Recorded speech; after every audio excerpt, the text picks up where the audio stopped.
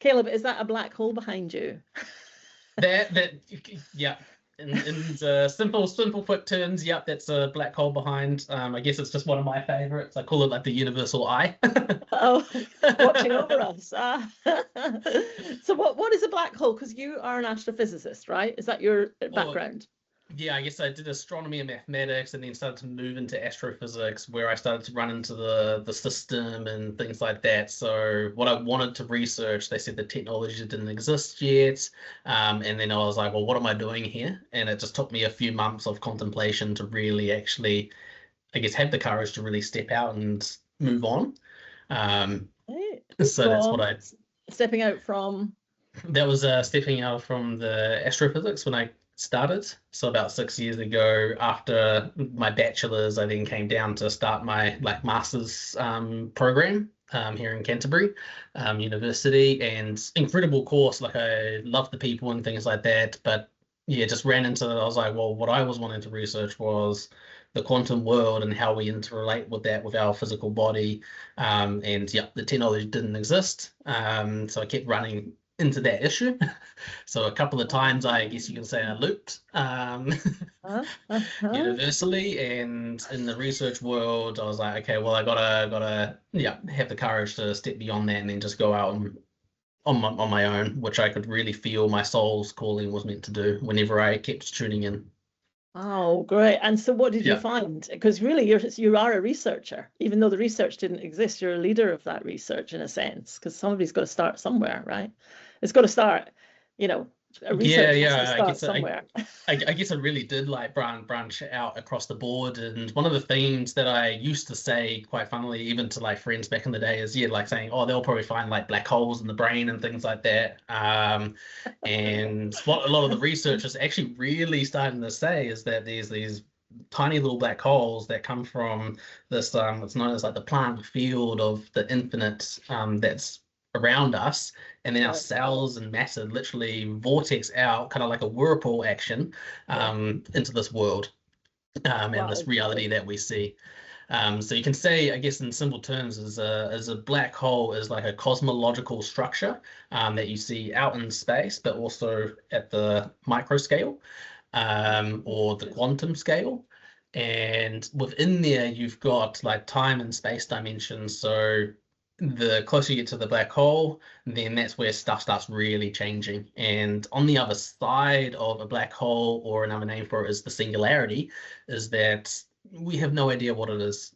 All physics gets distorted, the physics change, there's multi-dimensions, infinite time. So that's why the closer you get to the black hole, it's almost like the further away it gets, there's this time dilation effect that occurs. So is that where you're researching? That's I guess that's what I used to be really, really fascinated in, was all that. So that was one of the topics that I was super curious about. So the singularity, black hole, the quantum world, something else known as dark matter. What I did in my bachelor's was more around spectroscopy. So how light waves is called, or light energy. So when we look at the sun and point a telescope at the sun or a star, what's the chemical composition there? How fast is it moving and turning? Everything like that. So really, I was really fascinated in this unseen world. But then again, I brought it back to our biology and be like, well, how does our body interrelate with this? And how do we use these types of energies, you could say, which we know is there because we pick it up as well. There's telescopes and everything. I guess the technology that I kept running into was, they were like, no, we can't measure that. So, I used to get pissed off every time.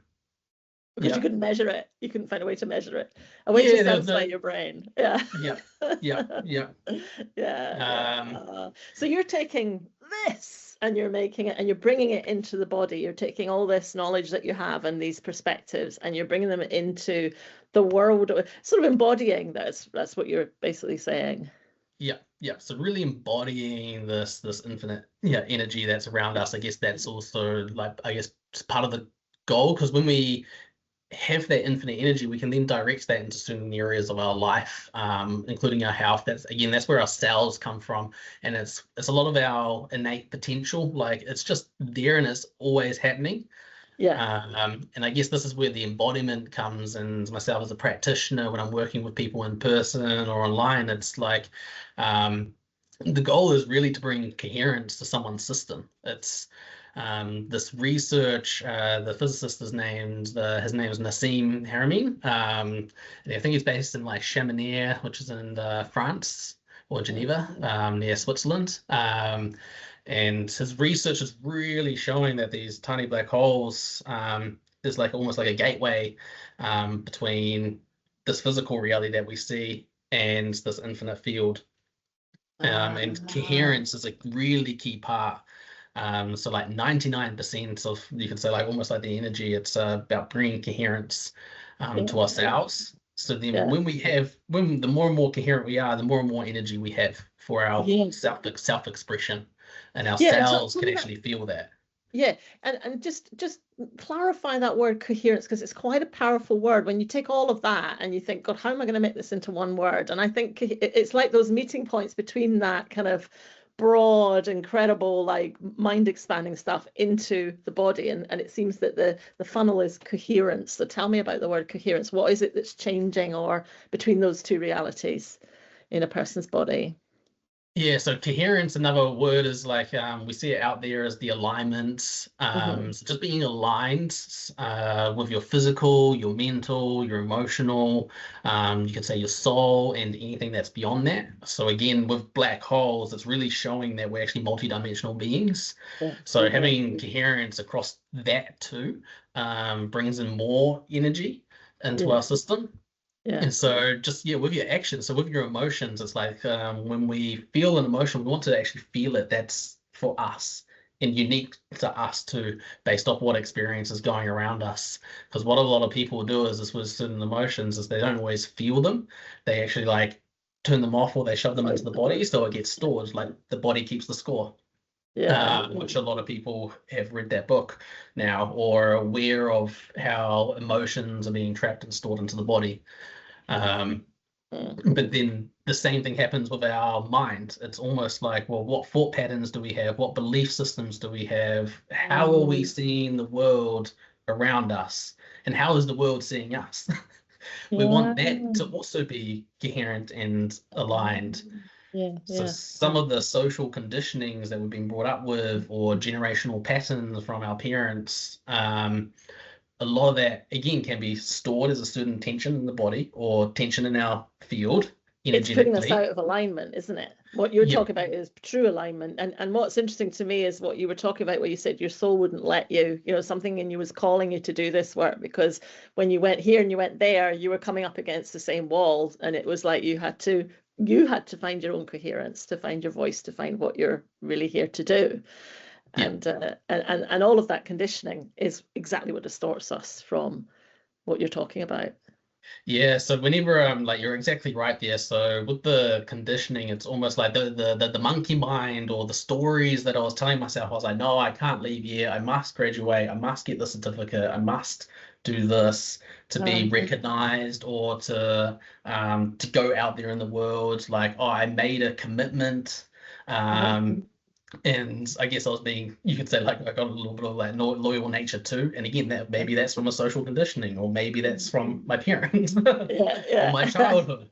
I was yeah. being loyal to something, and it's like, oh, actually, that's Ah, not. This is yeah, really not my soul's calling, or this is not what I should be doing. yeah. And whenever I did that and started to speak my truth, then that's when stuff really started to happen, or I felt like I got to a point where I couldn't hold back anymore, and I knew I was going to get in trouble. Tell me I about guess I something that, navigated that gently, but still, yeah. it was like really hard to not voice and yeah, It, hold it's back. not it's not easy to pave a new path, or to to bash through those thickets when you can see something clearly through them, but you don't know what it is, and you've got no choice because your soul is like, you've got to go through this. Yeah, And yeah, yeah. so tell me, I'm interested in that, not from a point of view of just you are a rebel, but just from that idea that sometimes what looks from the outside looking in as a rebel actually is bringing something incredibly important. So what would that be that you were bringing? That I'm trying. Yeah, I guess what I'm Those trying two to. clashing worlds of, this is how it's done and this is what you're seeing, and yeah, that's the tension that Mhm, I'm interested in, and then we'll get into the mhm. body. Yeah, yeah, yeah. I guess what I was really fascinating in, because whenever I go back to, I'm like, well, part of my core is the energy side of things. So we've got the subtle energies, or I look at it as source energy, or the 99%, or the universal energy that we know is here from quantum. And maybe that was because I had that as a background, and I was asking these questions in my late teenage years, and just very curious about it. It's like, well, all this is here, this infinite energy, the different time space dimensions, and we're not using it. Or this is some of our aspects where our core reality really is shaped from. It's the energetics behind our existence, or behind the cells, or behind the trauma, or behind whatever our expression is. It's energy first, and then the 1%. So for me, whenever I was looking at through those lenses, I was like, everything felt a little bit backwards. Yeah, I hear So you. Yeah, so it is a really new way of I guess you can say being, almost, yeah, or new yeah, way of looking at the world, is through the yeah. energy versus what is the energy showing, and then how Ah, do I then, or then how should I act around that? A whole different right. way, because our Because energy never systems, lies, right? yeah, Yeah, energy, that's where the truth that's is. right. Yeah, Yeah, yeah, yeah. yeah. And that's really fascinating, because sometimes I find there's two things here. One is that sometimes just trying to explain energy through the confines of the mind is very, very difficult because it's experiential largely. But Mhm, also sometimes words seem so tiny compared to what we're trying to make them say. mhm. Does that make sense? Like sometimes I just can't find the words because I'm too busy experiencing those sort of different, as you say, energies. Yeah, yeah. Yeah, yeah, I would find there's definitely, like, the articulation around the energy is can be hard, and everyone experiences it uniquely. I think there's something by Kim Wilber, and he talks about an integral theory around the four quadrants, and how we can actually interrelate that and research actually subtle energies. He uses something, yeah, they're four quadrants. So it's got the I, the its, and the we, which is a breakdown of our interior experience, the exterior experience that's going on outside of us, what's going on in the systems together from a technological standpoint, or a governmental standpoint, and politics and things like that, and integrating the relationship side of things. So the relationships between, you could say, the cultural field with yourself, or your peers, or families, friends, and so on there. We're So amazing, really, aren't we? Yeah, we've got all that going on. yeah. So all Yeah, that's going on a really all of integrated, that. Yeah, holistic scale, and we're yeah. not really utilizing it to that extent. That's and that's what I Yeah. want to talk about. It's that untapped potential that I think we're waking up to now. But it's kind of like dormant. It's been dormant for so long, and I think Mhm. it's kind of like a flower that's kind of, in a bud now, and it's kind of opening up, and I think it's becoming quite big. And that word alignment has become really key to that journey, where we're starting to make. I wouldn't say we're agreeing, but we're not disagreeing as much as we did we did about these things, and it's exciting to a lot of people that there's far more than we in our little bubbles have, in our matrices, have been Mhm. believing in. So it's quite mind-blowing what you're doing, but I'm with you as well, and I'm excited. I can feel that it's a very exciting path for you, but I was going to say lonely one. I mean, I don't think you're alone now, but I can imagine you've had to, make those calls that haven't been easy along the way, to just make Mhm. those choices to walk away from certain things. So tell me about what have you, or maybe we're on sort of thin ice here, but what have you walked away from and to create what it is that you've created? Because you're a founder of this Coherent Healing. So what's had to be rejected for you to be able to do what you're doing? Because founders' interest, it fascinate me, because they don't just know why it works, how it works. They know what doesn't work and why it doesn't work. And they live, sleep, eat, and breathe it, right? Yeah, So yeah. yeah, So like, I was really fortunate to have, I guess, great mentors along the way too. yeah, yeah, Um, yeah. and you could say, because after coming from the astronomy and astrophysics, and leaving that, and looking at all the biohacking world and also states of consciousness, including flow states, I then I still wanted that astrophysics side, and I was still fascinated in research then. Back then, when I was tuning in, it's like I didn't know I could feel energy myself. So again, I had to go through the program shift of, oh, actually, this isn't for everyone. So it's like I've gone through a journey of not being able to feel energy to then being a practitioner and working with this. And I was like, well, if I can do it, anyone can do it. We all have this potential within us to really shift ourselves and transform not just our bodies, but also consciously as a whole. And that led me to basically, when I was at the chiropractic college, I came across Craig Reynolds, who had a background in something known as network spinal. And that's from Donnie's work, which is really bringing, you'd say, yeah, like the physical body to what's going on in the energetic world too. But that was still a really body focused discipline. So even that, it was like, oh, I having to really shift the viewpoint on what does that actually really look like. And right now, this is where I'm at currently, is really shaping, I guess you can say, almost like a unique technique that's really focused on the energy first and then bringing it to the body. So it's a bit more of a switch. And black holes seems to be a really key component. So again, I know I talk about that again and all the singularities. It's like always bring it back to that. And I remember that moment too, because I was doing, I think I was like year 2 at the college, and I was doing like a level 1 of network spinal, and one of the first slides that came up was like the spiral galaxy with the black hole in the middle, and I was like, yeah, I knew it. You're speaking my language. And Donnie calls it the gateway point in the body with the nervous system and the field. So I was like, okay, cool. I was like, yeah, this is more like it. This is what I'm really seeking. So I was fortunate to see a practitioner who was in Auckland at the time, and yeah, we had great conversations. But I guess from a standpoint of being like, well, we need this out in the world, this information in a unique way. And I had to just go through a certain phase where I was like, no, I got to really have the courage and bravery to step beyond that. And it took me a couple of years to really build the energy in the system and determination to really match that coherent vision that I had for myself in the world, or the world, or what I saw myself doing purposely with my actions. So I got to a point in my final year of the college, and I was like, my actions, they're not coherent. They're not aligned with the way that I'm behaving and being. So when I was really having those confronting myself with and having those deep conversations with myself, it's like, well, actually, this is how I want to be. This is how I should be acting. I can really feel it, but then I wasn't.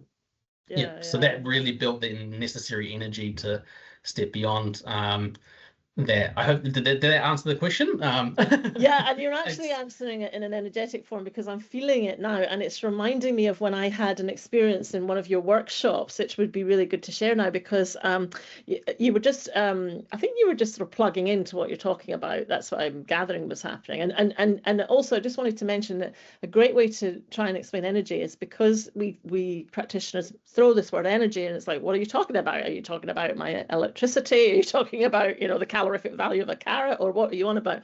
And it's such a blanket word, but I always like to use the analogy of a mobile phone, because we do not have a problem at all with this thing which has got no wires on it, and we can talk to anyone in the world, and it makes absolute sense to us.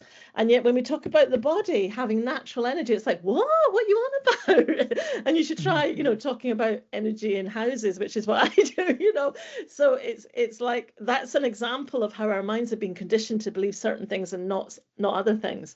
But what I was going to say is, when I was at your workshop, you did a little sort of meditation exercise thing, and what I heard immediately was step into your power. Now, that's not news, and that's not something that I've never heard before.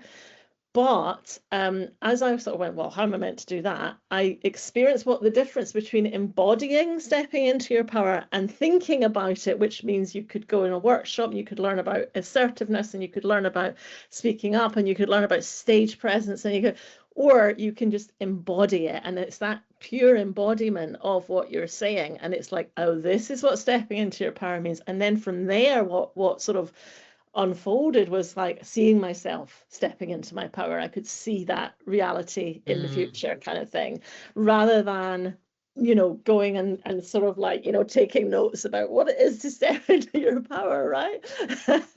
Yeah. And so that's an example of what you're talking about. And since I had a session with you the other day, that seems to be about moving out of fear. Can you talk about that? Because presumably people come to you and they don't know all this. They don't need to know all this. This is the underneath the bonnet stuff. But founders love to tinker underneath the bonnet, and I'm always interested to know, where's this thing come from? Because you're at that stage now where it's being embodied, and you're bringing it in. So perhaps you can tell us a little bit more about that. Yeah, so when people first usually arrive, it's almost like the nervous system, the physical body. There's a lot of tension in the body. So whether you feel it or not, there's going to be tension in your life. It can be in your relationships, in the form of stress from work, even just having that time pressure and being on the go, go, go. That can show up in the body too. So first, what's really underneath there, I call it almost like the box stage. So everything that's stored in the body is certain programs or the generational stress, like I shared, I think before, how stuff can get passed down from our parents. Guy called Bruce Lipton, he's done all sorts of epigenetics. So it's like the energetics of the epigenetics. So the energetics that the cells, or what's creating the energetic of your reproduction in your cells. He's all about beliefs, isn't he? Bruce Lipton. His whole thing is about what you're believing, your body believes too, kind of thing. Yeah. And your body never lies. Yeah. And in this box stage, a lot of people, they don't feel necessarily safe in themselves and safe in the world. So that's why it's like a go, go, go. And sometimes we just have to surrender first into the fear or for whatever experiences we've had in the past, because a lot of that stress gets stored in the body again. So it can show up as like a defensive posture or a defensive pattern in the body. So people, coming up with or curving the shoulders forward, which creates like a bounded heart in a way. So rather than having the softening and opening and just working the world with nice softness, then that's really showing a bit more of that love and heart-led life in a way. Or the change of the posture. Down. Isn't that fascinating when you say it like that? Because it's actually the norm. What you're describing is normal. Yes. So we're creating a new normal now. So that's stage one. Is letting go of all of that. So that's that real suffering, because what we see is, again, and this is a little bit of adaptation from Donnie's work, is that in the human development stages, it's almost like, well, when you're suffering. So it doesn't matter what anyone else is saying outside of you. If you're in that state and you feel like you need to have the human experience of suffering, then we just have to acknowledge that and go through that. And sometimes, yes, we need a little bit of help to pull us out. But if someone comes along and goes like, oh, you'll be okay soon, if anything, that prolongs our experience because we haven't been acknowledged. So you can acknowledge yourself, but just be aware that, some people might not be able to acknowledge that or handle that type of energy and create space for you to go through that. So that's that first acceptance that, and there's certain experiences in our past that has caused us suffering. So sometimes we have to just embody that a little bit, or that vibration that's actually resonating in our cells, for it to just come to the surface and not be released, but integrate the wisdom behind that. So we're releasing the tension, but yes, we want to really integrate the wisdom of what that tension was really showing us. And a lot of it can be from the childhood experiences, over growing up too quickly, or it can just be certain trauma.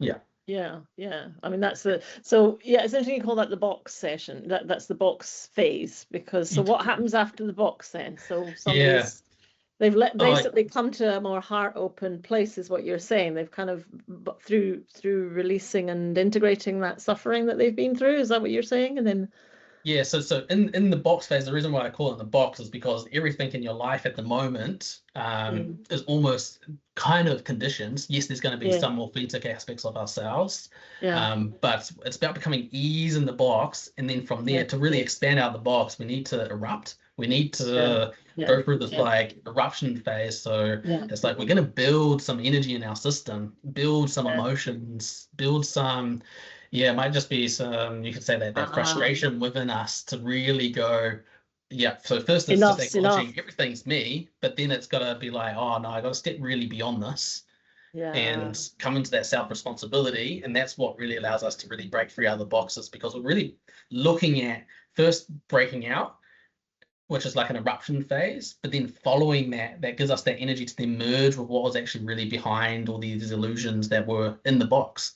I'm loving what you're saying here because so often we're led to believe emotions are bad and we need to live our lives without them. And actually, they're what you're saying here is you're turning it around so that the pressure that that creates actually something else emerges, a bit like that plant coming through the concrete sort of thing. That there needs to be that internal something rising up inside that pushes out the kind of external mold or that box you're talking about, like that kind of, you're cracking it all Yep. open from the inside out. That's what you're saying, isn't it?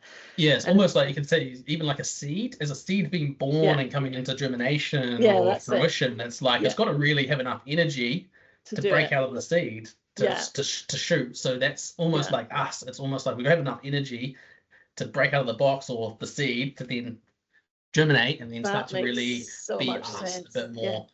yeah, Because and when we build the energy, we don't want to play small anymore, or we want yeah, more in life. We want to be more us, more yeah, authentic. yeah, We're a little bit like just fed up with the same stories or the same patternings. yeah, So we're just like, yeah, that's done now. I yeah, really want more.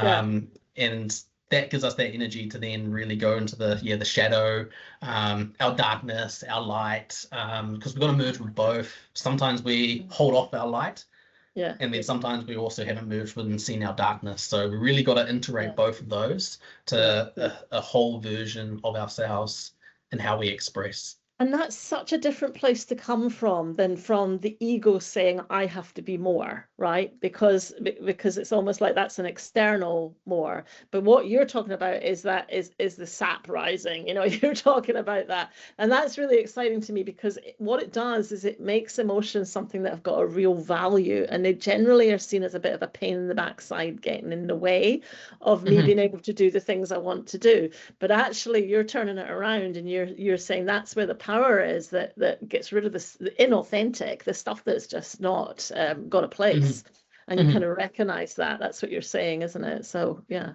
Yeah, and emotions are authentic to us too, because sometimes yeah, it's like a boundary thing too. Like if we yeah, need to be angry and we don't express yeah, that, yeah, then that's going to get stored into the body. Being yeah, angry has a lot of yeah, energy. Like even that you can feel in my systems that just when yeah, you're tuning in, it's like, oh, I'm building energy now in the anger. But then if I don't express it, yeah, then it's going to go. The energy's going to go it somewhere. makes you So it ill. goes Yeah, back or body yeah, component yeah, somewhere.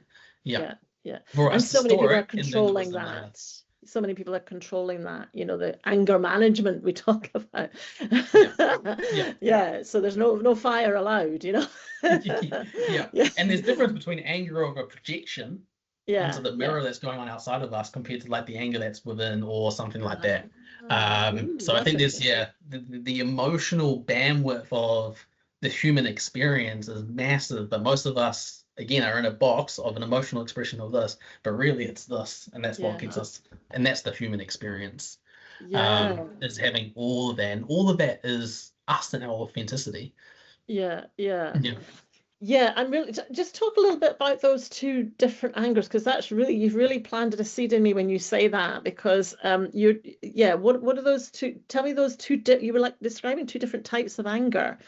That was really interesting. What were they? Can Uh you yeah, explain them so again? So in if we just go back to the box stage, we're really learning that the whole universe outside of us is, or the exterior world is really a mirror to us. That's Yeah, within. So our internal and external is mirroring each other.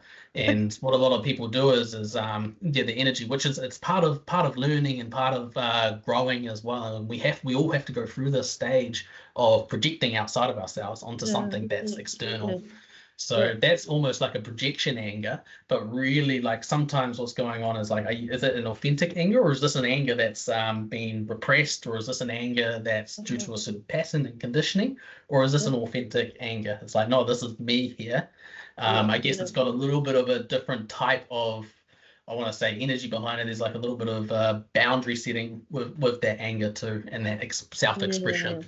Yeah. Because same thing with when we're being authentic, sometimes we don't have that full self-expression, that full voice in the moment. So sometimes it's necessary to project, but sometimes it's overly done. And it's happening all the time. We end up just being reactive and reactive and reactive. Yeah, rather than having it as a choice to express in that way. So it's like, oh, I feel this way. Am I reacting, or is this now a responding of anger? That's almost like how I look at it. Yeah. I'm trying to think of an example. It's almost like I guess you could say for myself, as I was building the energy around to leave, say, chiropractic as a whole or the astrophysics, it's like, what's authentic to me? I'm getting quite pissed off at these systems because they're not like, I don't see them as working in the same way that I want them to. So I had to build enough energy and not project it again on that external force. I had to go take that energy back within and let that build and build and build, and just acknowledge that actually I've looped here. I can see this. There's something that's going on in my past from a childhood experience or a conditioning of some sort or a program. But what's really authentic to me now, if I had a choice in how I want to act coherently and alignment, then I would express myself in a certain way, which wouldn't be anger, but it would just be a determination for me to actually make the choices and the courage to go beyond basically who I have been currently. Okay. Wow. So you must have had some quite amazing experiences with your clients then. Across the board actually. It's really fascinating work. And people are coming really into alignment of themselves and that coherence, and they're really noticing a lot of it's within themselves, like they have the power themselves. And it's really interesting because some people will come in and like on their form or something, might write something around work and be like, I completely want to change work. It's not really in alignment. It's not who I am. But the first phase is like all of a sudden as they're stepping into their authentic nature, they don't change their job. Their job starts like getting better and better and better. Because actually it wasn't about the job or the work. It was about them not being able to be the authentic expression. And then those opportunities start coming to them, because as you're stepping into coherence, you're becoming like a vortex or a whirlpool or like a tornado. So you're going to start bringing these opportunities to you because now you're more coherent. I'll show you this. This is on a recent, I do these insight boards. You see that? Can you see that in the middle where it says rise? Can you see? Oh, wait a minute, the pink one. Hang on. Where is it? Hang on. There it is. See, it says cool. Rise, and it says the magic of manifesting. And you see that body there with the twirls? See the there it is. Twirls and the word rise below. Yeah. There you go. Holy moly. That's exactly what you're talking about, isn't it? I don't even see that. Yeah. Woo! I don't know how to turn my background off. I don't know. That's why I was doing that. But that's exactly what you're talking about. That's what I'm experiencing. Isn't that interesting? Because that's my thing is actually the images, using images to a picture speaks 1,000 words. And you're just talking about that. I thought that's exactly what's on my insight board. Yeah.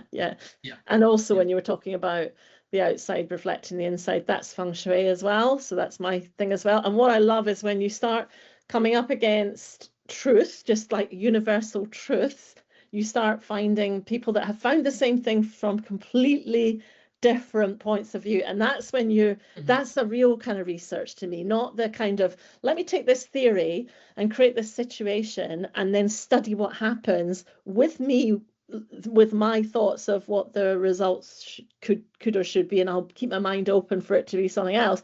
As opposed to when I step back, what's actually happening and what am I seeing and what am I finding, and then being true to that, and then finding other people that are seeing the same things. That's where it gets really interesting to me.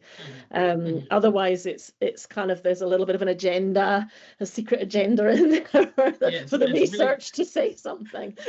and you've really hit the nail on the head. Like that's that quantum entanglement, almost like you're manifesting or creating, or you are the creator of the energy that's around you and what you're shaping. So in research, I find it super fascinating too. It's like I had to really think lots about this, but because yeah, at one point, yes, I wanted to do my PhD and things like that. So it's like, Yeah. oh, actually, what you're doing is creating a hypothesis. You're already kind of seeking an outcome. Yes, you can step out of it. There's all the bias and placebo, and you can put all of those things into best practice as you can, or Yeah. best research as you can. Yeah. But you've already done it. You've already like put it into the field. Yeah. And then not You only haven't that, seen what the field brings. you're Yeah. envisioning, you're Yeah. showing up every day, and you're putting it, you're reprinting it into the field. The field's like a hologram. So again, That's these right. vortexes, they come out like a projector. So it's like a mini projector down here, and we come out like a projector. Yeah. And when we're talking to that and giving it feedback and feed forward information, and the more and more you do that, especially with coherence, that's what's going to keep like showing up. Yeah. So And you're then like you get experts you're around pulling that in. Yeah, and that's where you get lots of experts agreeing to it because they're seeing the same thing from their point of view. Yeah, and you got the observer effect in there too, and and so that's really interesting. So it does take quite. I think that it's interesting. You got the black hole as a really powerful symbol for what you're talking about in a sense because it's this mystery that we'll probably never know the answer to, and it's kind of like you're living in a question. That's a big part of consciousness, is to live in the question, be the question, like what happens if and what happens when, and then see what emerges. And then that's where you can really see potential being realized because you're open to what science has got to teach you rather than what you understand about it. If that makes sense. Okay. And it's really interesting when we're starting to see like some of the latest technologies coming out as well. It's like even in healthcare, it's like we have all this laser therapy now. Laser therapy is a lot to do with coherence. It's got like it's using laser through the cell and really not only using light to penetrate the cell in the mitochondria, but it's almost reshaping and reforming the magnetism in the cell into a more coherent state. And then same thing, we see a lot of stuff about magnets out there now as well. Magnets and crystals and these certain things that they create like a coherent field. So when you put the magnet near you, or you lie in a magnetic bed of some sort that's got EMF frequencies coming through, like electromagnetic frequencies and resonance, when it's coherent, that's going to help reshape your cells and the field around your cells, which create your cells. That's so cool. There's a lot of these technologies that's coming out that's to do with coherence too, and it's pretty interesting. And it's interesting. I'm trying to get back to the body, but I'm actually really interested as well because you did say about there was technologies that didn't exist when you were looking, and that there was technologies you were interested in. So maybe just while we're here now, tell us a little bit about the technology side of things. I guess you can just say with the technology and what I was finding, like it's called biophotonics, and just like how you can use a telescope and point at a star and read the light coming off, you can almost do the same thing with our body. But in terms of technology at the time, and I'm still not as aware of what's out there in the world, so it's like for that one I can't fully answer because I don't really know what's out there. I didn't stop looking, but I started looking in a new way. And just like how we have the innate tapped potential, I was like, oh yeah, this is possible. And I know one of the physicists that I follow in Nassim, like he's building some incredible technology. He's looking at when you research like the black hole and what's going on at the Planck scale, he's really looking at gravity as well. So you could talk about gravitational technology, or you may have heard of 0-point energy, and how this is starting to really come out. And I don't know where he's at and what he's creating. But it's he's already created like a really coherent crystal called the arc crystal, and that looks really cool. I want one. And people use that for their health and well-being too. So it's a really experiential phase, I guess, that they're in there. I think it's called the International Space Federation. I think that's what he's called. His Using a this crystal. business. That's interesting because I think it's Lemurian. That's what they did. They created AI with crystals in the Lemurian times. But we've got, yeah, so there's a whole understanding of that in the Akashic records. But let's come back to the body. Mhm. Let's go back to the body. Let's take all of that and bring it to the body. So Yeah. what sort of change? Obviously, people are finding that as they change, their external circumstances are changing, and that fascinates me. That it for Mhm. them in literally from the inside out, they're changing their lives and Yeah. and and other things are changing around them rather than them trying to change what's out there to make themselves feel different. Yeah. Yeah, Yeah. that's really exciting stuff. So tell me about some of the other experiences your clients have had.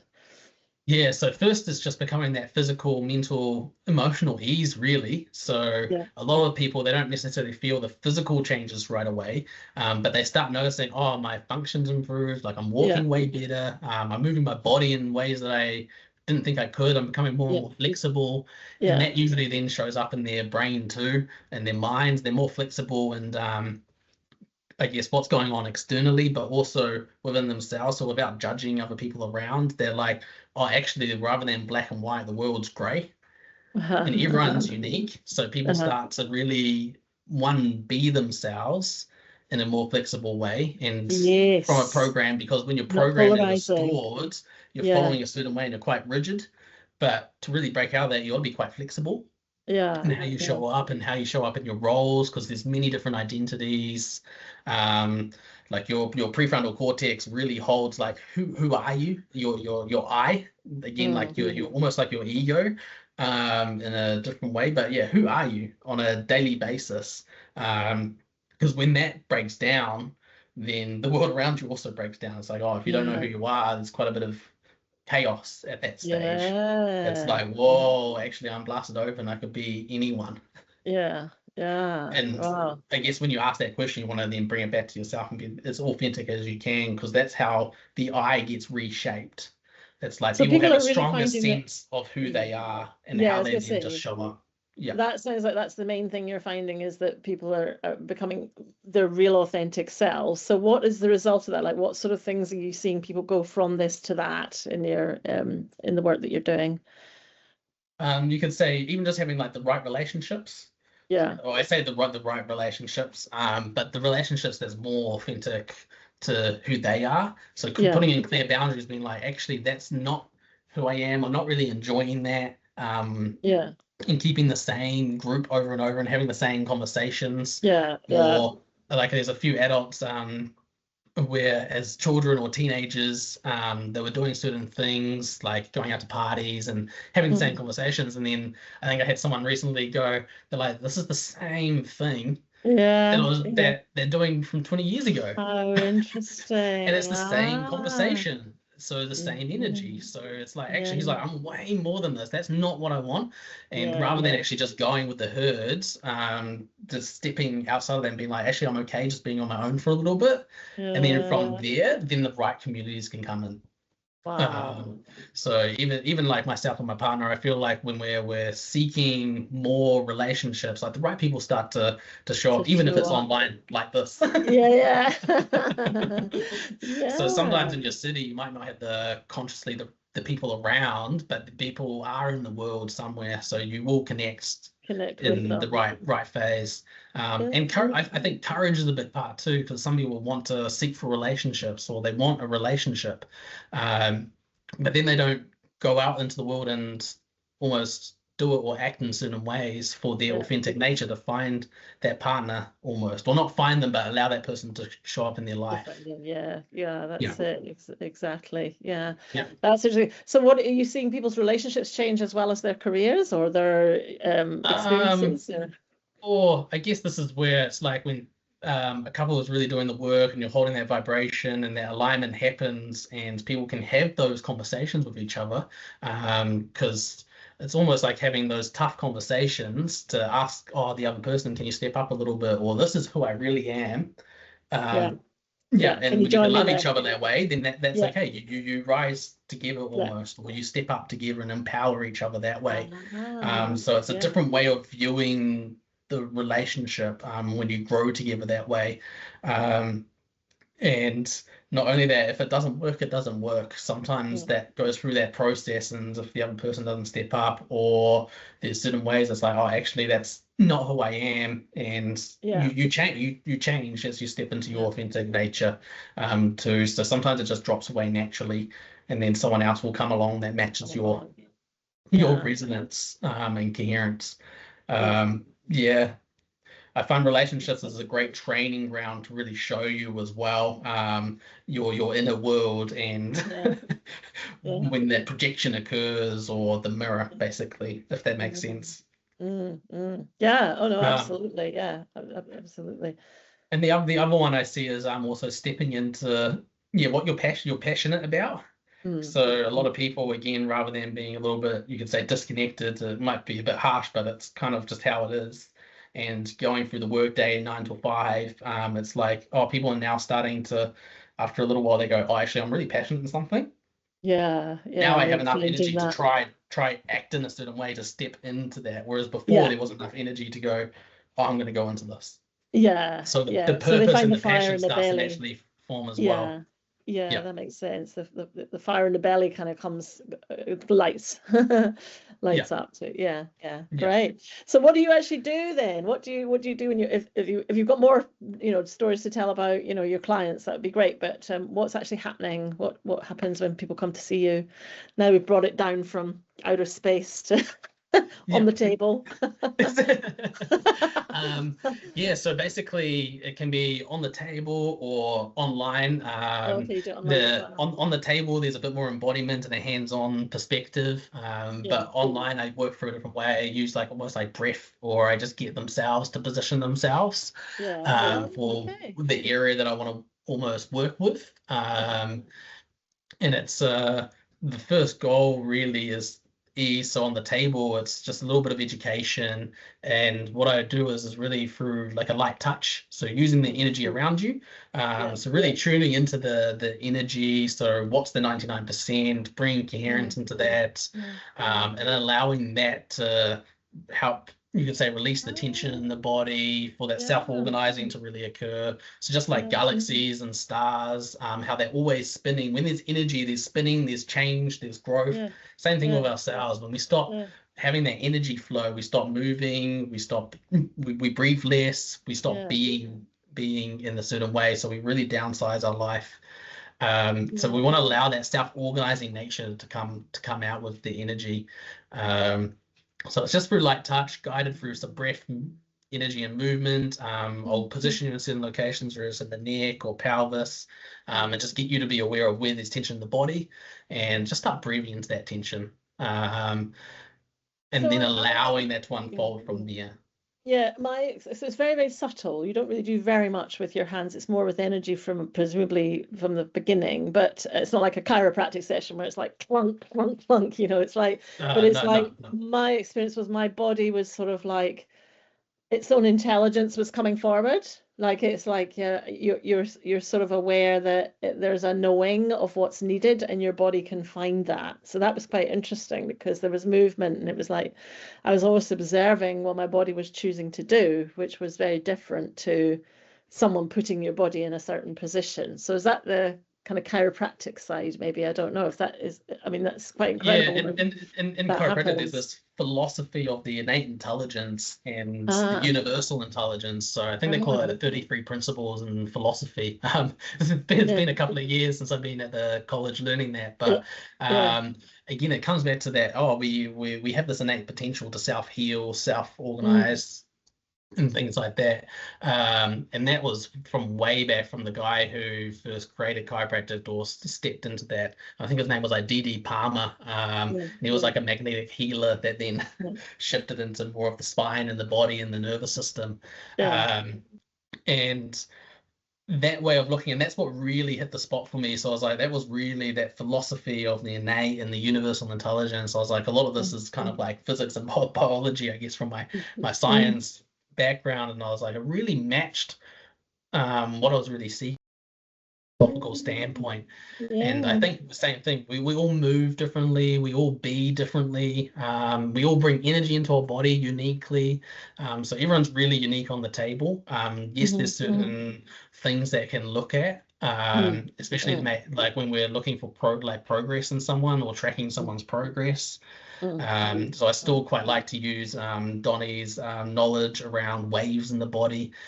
So looking at the breath wave in the body or the movement wave, which is called the somatic psychic wave. So talking about the body mind wave. But then that shows up differently for everyone because some people don't move on the table. So it's like you really got to tune in and look at what's the energy of this. Right. So then what's is there, I mean, I guess there's not a protocol that you follow, but the first bit you're saying is coming out the box, or is that it? Is that basically it? Or is there more? So yeah, first phase is becoming ease in the box. So being able to actually just have a bit of space for you to then start seeing these looping patterns and these stuck patterns, the conditioning, and just acknowledging, oh, holy moly, actually everything that's out there is reflecting in here. And I can see that, and now I'm getting frustrated, internal frustration to the eruption phase, which allows you to break out of the box. And that gives you the determination, the courage, the bravery to then go back and almost merge and look at your shadow, your light. And on that, it comes into the authentic whole. And after that, then we can start looking at what follows next. And I call it almost like becoming that quantum multidimensional being. So yes, you're already that, but then you've got that a little bit with more awareness. It's like having that, you can say like state of awakening or ecstasis, feeling of that awe, and there's a lot of energy that can come through. So just also being aware neurochemically what that looks like in your in your life and working with that as well, and just understanding. So that's what I usually coach people through. So first it's that phase, and so there's always more if you want, and I can help take you through that. So well, I I'm do not that surprised. online. If you're working with this much, I'm not surprised there's always more. It's not easy being a human on this planet, right? No, and sometimes it's important too. So once you've got just even ease in the box, some people just like, actually, it's okay just to be here for a little bit. So sometimes I'd recommend at that stage, or I try and empower people to be like, what's your body feeling? But if you want progress, then keep coming back. But I'm like, take a couple of weeks break or a few weeks break to just have ease in this box for where you're at right now, because this is a new level of your life. You haven't had this experience in a very long time or at all before. So it's like actually just be in that human experience and use that as a resource to be adaptable for what's going on. And I think this is really important. This is why I love the online stuff too. And like I'm coming up with a program at the moment called the Singularity of Organic Technology. And that's bringing back to we're organic technology, and I believe we're the most powerful basically technology on Earth, and we're so untapped. And there's a lot of technology that's exponentially changing out there, from virtual reality, you got the augmented reality, you got AI. I don't know, we were looking at even like brain chips and things coming out probably in the next 10 years. You got all the DNA changes from genetic coding. So there's tons of new tech that's coming out, but that's with a different viewpoint. That's coming from a perception that we're not the most powerful technology on Earth. Like we're untapped. We're untapped. So that's where it's like, let's bring it back to us. And I know there's his name's Ray Kurzweil, and I think there's Peter Diamandis is another one, and they're quite futurist people. And it's called the Singularity of Technology. So that's kind of that's why I'm calling it the Singularity of Organic Technology. So just like you got a black hole or the singularity, when you go into the black hole, physics gets distorted, time, space, dimensions, you don't know what it's going to look like.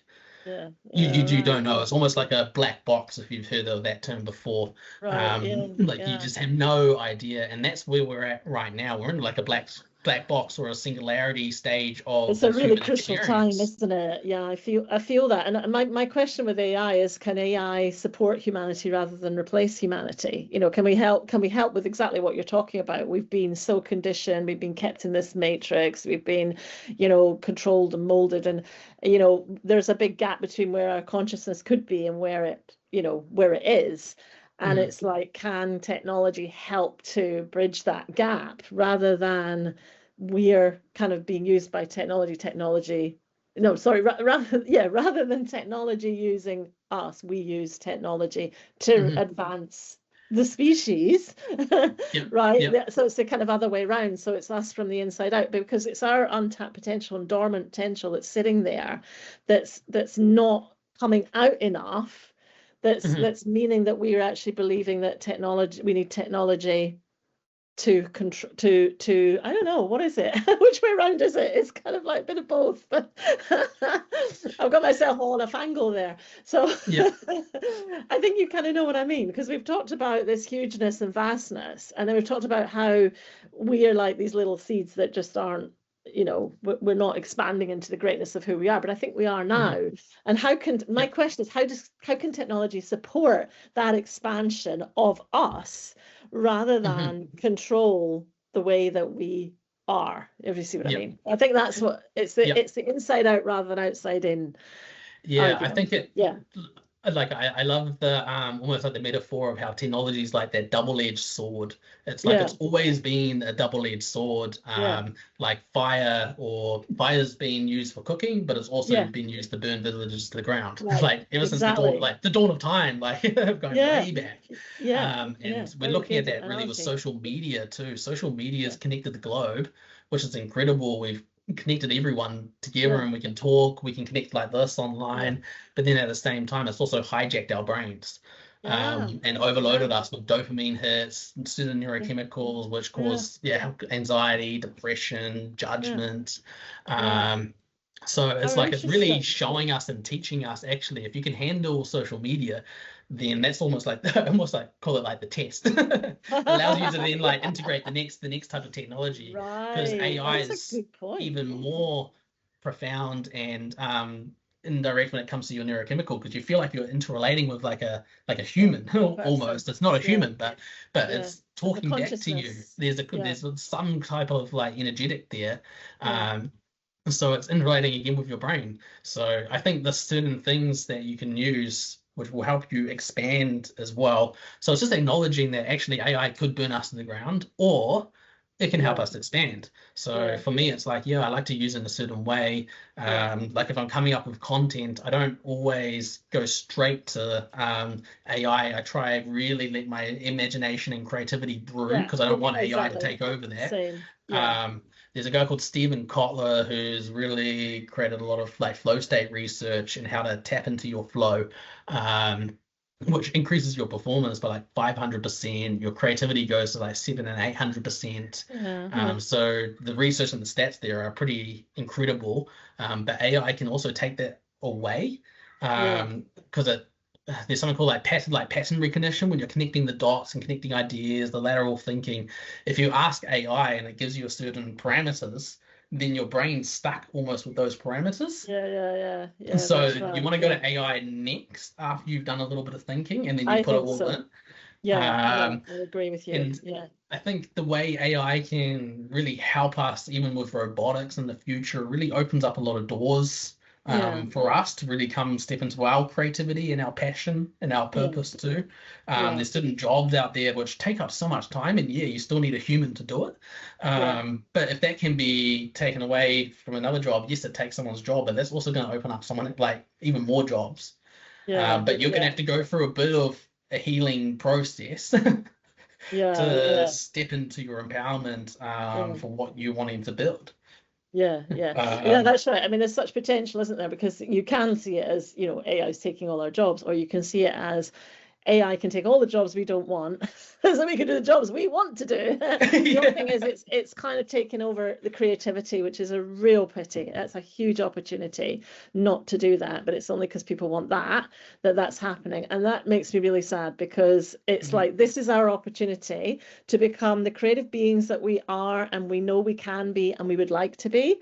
And Yep. so and it has made people, sort of do more art and things like that, as well as people just want to get offline, just kind of like a whole other reason to do it. But then they can, use the AI to help them sell their art. So you can see how Mhm.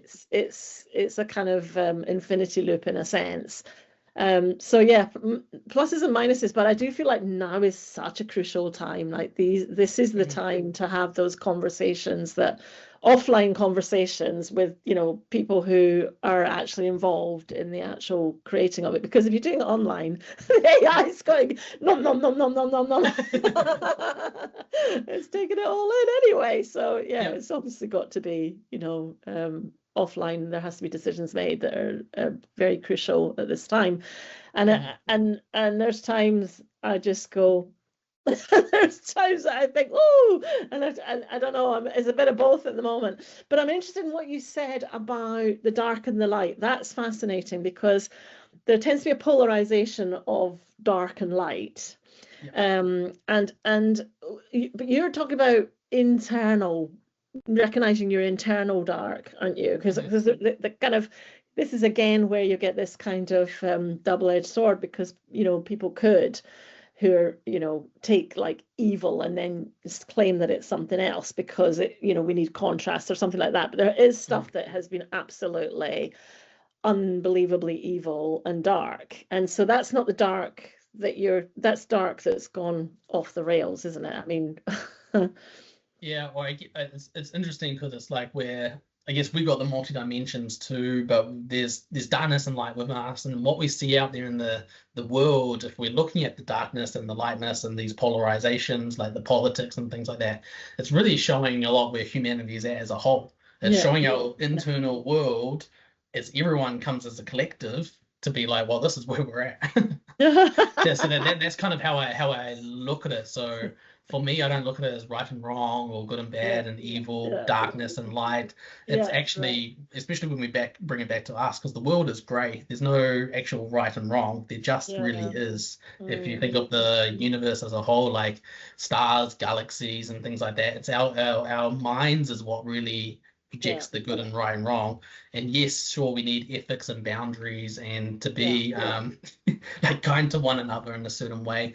yeah, But that the repression of our darkness sometimes, like the shame, the guilt, especially with our natural expression. I guess you can yeah, talk about sexual energies now as well, yeah, like the masculine and feminine energies and how we want to express.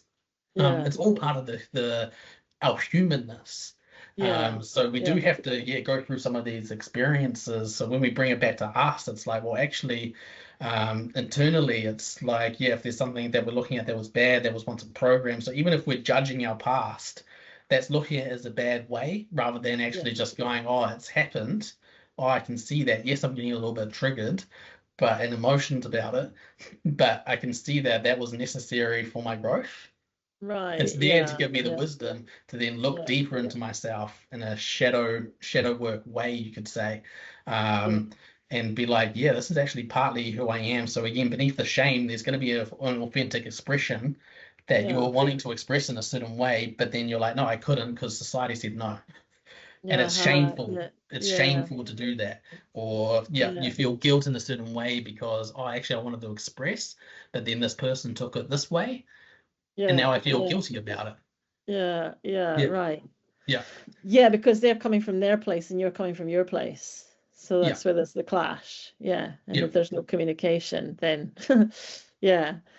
Yeah. But that idea of the merging of the dark and the light, it interests me because there is definitely, like, in the kind of what used to be called the New Age, everyone was very, very light, but there was quite a bit of backstabbing would go on as well.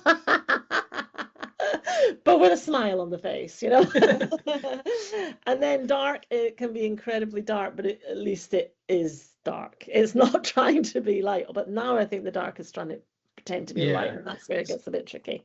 So I Yeah, think that's a really good topic because what I said there's so much bypass out there, especially the new age yeah, spirituality that we're seeing is yeah, all about light, um, yeah, true. Oh, I want to say true transformation. Transformation really comes from the merge and the yeah, embodiment, as we've yeah, been talking about. So you have to really embody that aspect of yourself. So rather than actually just keep going out there, even out there into the multi dimensions or the mm, ecstaticness or the awakeningness of that and just seeing it love, awe, and light, mm, that's a type of energy that we can bring through for us to then mm, utilize to actually merge as well.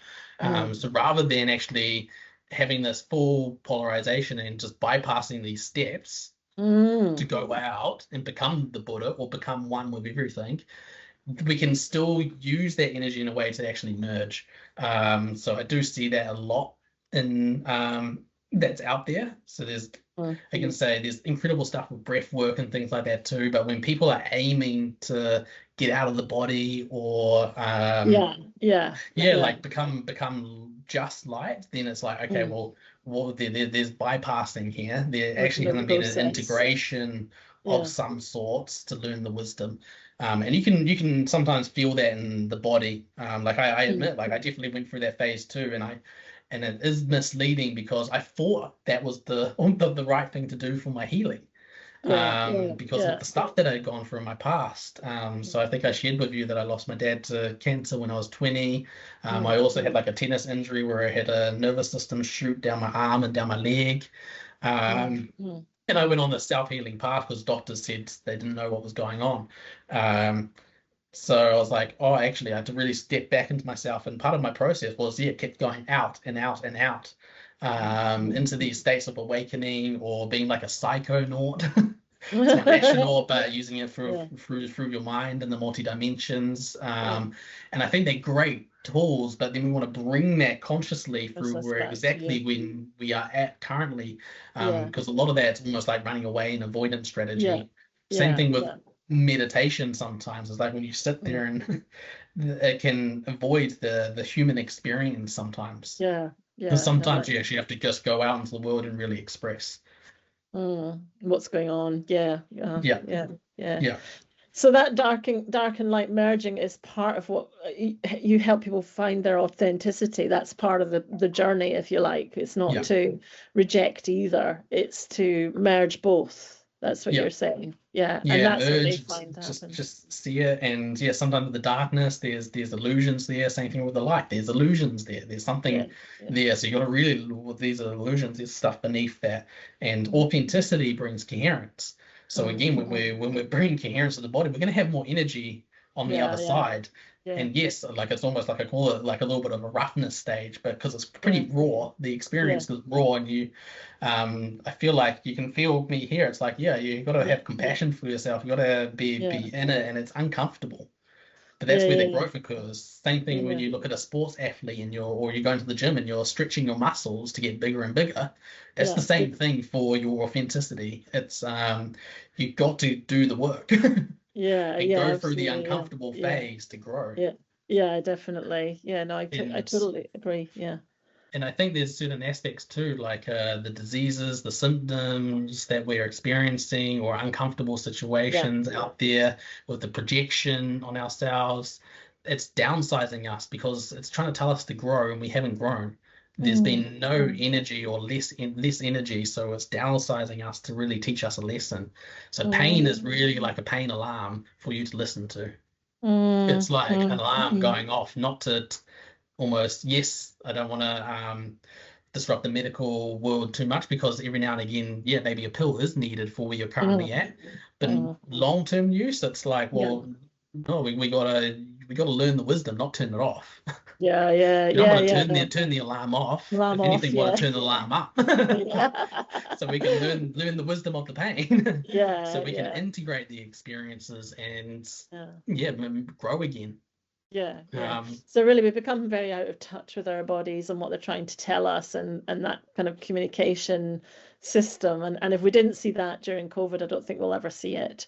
If we didn't see just how out of touch with our actual bodies we were, and how, as you say, that sort of societal pressure has been as well, and just those those belief systems of what this was, and yet how dark it really was to have the powers that shouldn't be to have done that. And but I think that the wheels have fallen off now, and the light has exposed the dark. So there's a place for, in a sense, how I see what happened with COVID was, from a point of view of someone who had always seen the depths of the kind of corruption, but it all came together with COVID. And in a sense, in a very strange way, we needed that to wake up. That was the pain of the wake up call, because the way that we were heading was just so we're so missing the point of everything.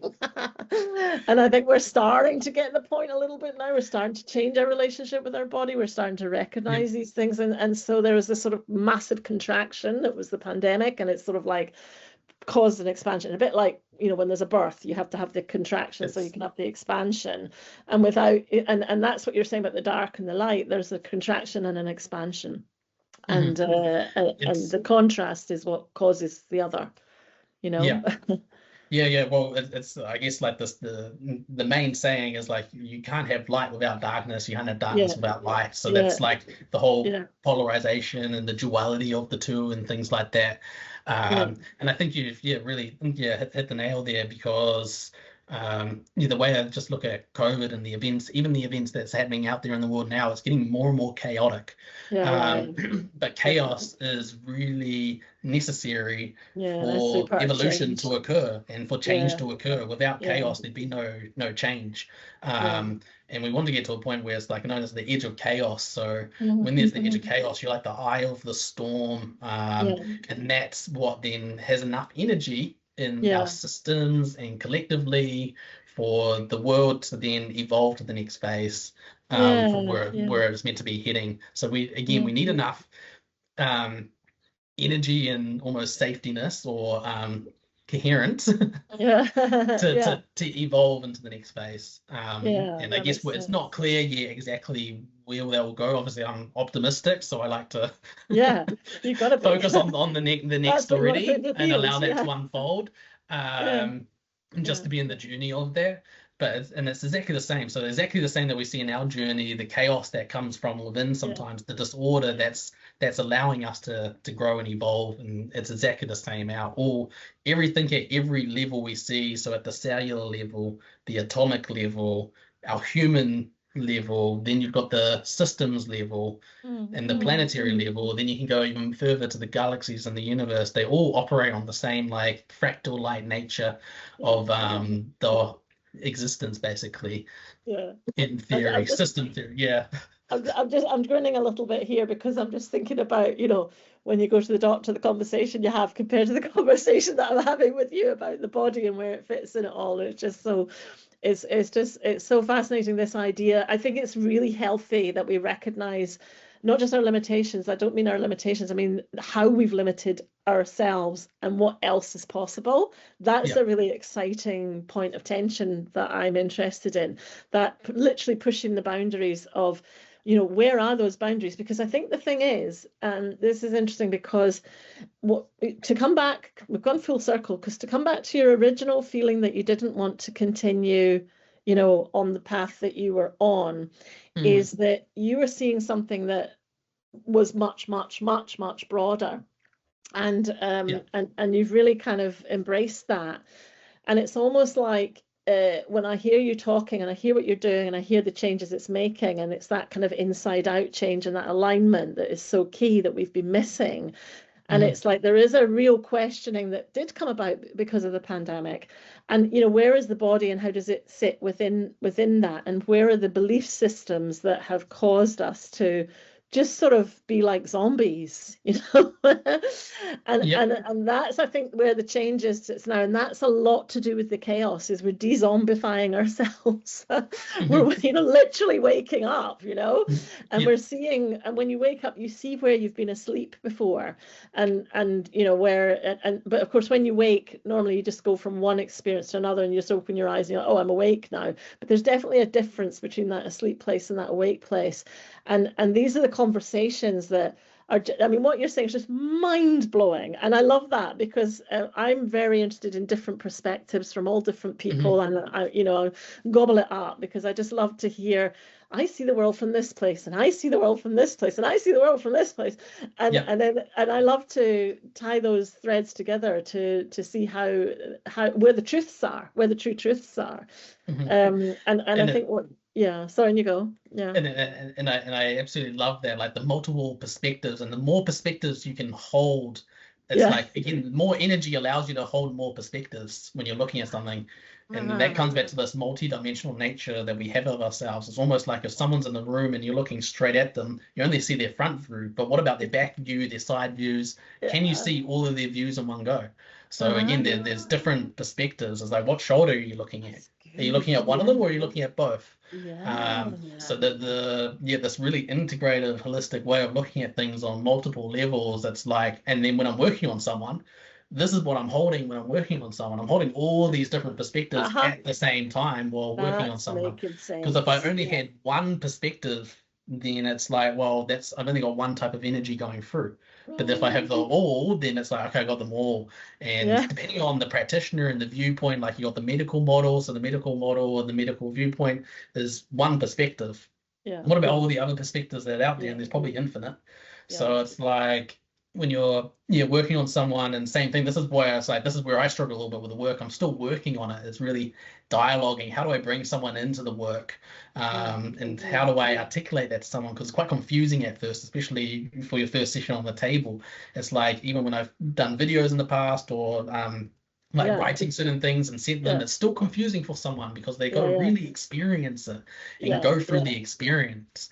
And the work isn't for everyone at this stage. It's like people will come at the right time. Like, I'm starting to notice people are really wanting to work on themselves. That's right. So that really brings a certain lens that comes through from like this multiple perspective way of looking at life. That's going back to the perspectives thing. I think that's really important, is everyone's got their unique way. And I guess, I don't know how many humans there are on the planet at the moment, but billions. So there's billions of perspectives if we come back to our authentic nature. There's billions way of looking at the looking at the world. Because how can there be one right way and one wrong? How can there be a right way and a wrong way? How can there be one way that is right and every other way is wrong? How can that possibly be? And that's why I love the work. It's so empowering. Like, I think I had someone recently that asked, like, oh, how much walking should I do today? Because they had some some hip pain and things like that. And it's just like, well, what does your body want? I don't know your body better than you. Same thing. What food should I eat? Oh, I don't know. What does your body want? Tune in and listen to your body. And yes, not everyone's got that sensation, so it takes a new experience and a new way of being to actually do that. And it's going to be uncomfortable at first because it's different. Like anything new, it's going to be a little bit uncomfortable, and you have to actually work at it. That's really interesting. So what interest has there been for you from like the astrophysics world and the kind of, the scientific world? Because I know someone else who's a founder, and his is emotional release stuff, and he took laws of physics, applied them to the body, and found parallels, and found that they were the way to help emotions release in the body. Very powerful work. But he found that it was all kind of hippies that were interested in what he did, and he wanted to talk to the scientists, but he also wanted a transducer, which was to be able to measure what he was doing. But in the end, he recognized it was the people who came to him that were the transducer. That was how he could monitor what was happening, and the people's feedback is where he saw that it wasn't a machine that could do what they could do. It was actually, that was where he found that. But have you at all branched into that, or is that something that's of interest to you, or what's your particular focus? I guess I like the idea of that, but I feel like for me, when it comes to tracking, sometimes I feel like it takes away my power. My internal empowerment. So it's like, I don't want to rely on something external. Because I've got everything in here. It's like, I want to, it's like a bit of trust, but yes, depending on where we're at, sometimes the tracking helps. Like, I know there's been a phase where it's like, say I was like 12 out of 10 pain, and then I had this like a chiropractor back scan that they use, where it's called, and they measure the temperature coming off the muscles and the activity there. And I had like perfectly green scans. So it was showing like there was like no inflammation, there was nothing really like there to look at that level, even though I had 12 out of 10 pain. I was in extreme pain. You're in so much pain. Again, that goes your back to pain. experience was of more my importance. experience was Yeah, that makes total sense. Yeah, what are you experiencing, not what Mhm. are what's the external telling you you're experiencing? Yeah, yeah. Yeah. Ah, And there okay. could be incredible devices that can be generated and developed around coherence as well. Like I'm up for all that. But I still love to bring it back to ourselves and our own empowerment. So even if Yeah, this yeah, technology gets developed out there yeah, in the yeah. quantum world, it's like, but don't rely on that again. Otherwise, we're in the same type of consciousness, the same pattern that we're in right now. Nothing changes. Nah, So yeah, yeah. we got to still bring it back to us and almost, yeah, empower ourselves. Mm, Um, mm. and yeah, that requires a certain level of yeah safety in our own container, you could say, or yeah, the box. Yeah, Enough yeah. safetiness in our box to have these experiences and to trust ourselves. Yeah, yeah, amazing. Well, it's been fascinating, Caleb. I've really enjoyed our conversation. I think I don't know, I don't know what I would even call it. I don't know what title I would even give it, but I think it's just an introduction to Caleb's brain and soul. Just a dip your toe in the water. But I think what's fascinating though is that coming to you, you lie on the table and then you're sort of doing this very, very minor thing and there's no explanation of all of this and you don't need it. But I can experience, my experience of it is this is making sense of why, of my experience is knowing that you're carrying, you're holding all of that because you Mhm. can't see that. You just see this guy saying, right, lie on the table. And then you think, well, he's not doing very much. But you're actually holding multi perspectives. And that's Mhm. massive because that's that vortex that you're talking about. And you're bringing them into that vortex and you're Yeah, open to what their body's perspective is within that yeah. vortex. So, what an And yeah, that interesting place to research, yeah, from. yeah, that's exactly Yeah, right. I mean, that's coherence, and you're holding all that energy. It's like, yeah, that person's gonna have that energy flow through their system because it's in the field, it's in them. yeah, Yeah, it yeah, goes through all your trillion cells at the same time. yeah, yeah, yeah, yeah, Because that's exactly. what you're working with. It's yeah, Yeah, and but that's in just not such, me doing it. That's you too. It's yeah, not it's not yeah, me. It's you. So that's you're the what I conduit. really Yeah. yeah. I just there is just to really help guide really. Yeah. But it's just that physically, if you actually describe what you do physically, it just doesn't look like much at all. But when you think of what it is energetically, that's the huge, that's the hugeness of it. And Mhm. yeah, it's fascinating work you're doing. And yeah, I'm interested to see how my journey goes and what happens. Awesome. So it's been great to chat with you. And let's see. You too, Oh, Emily.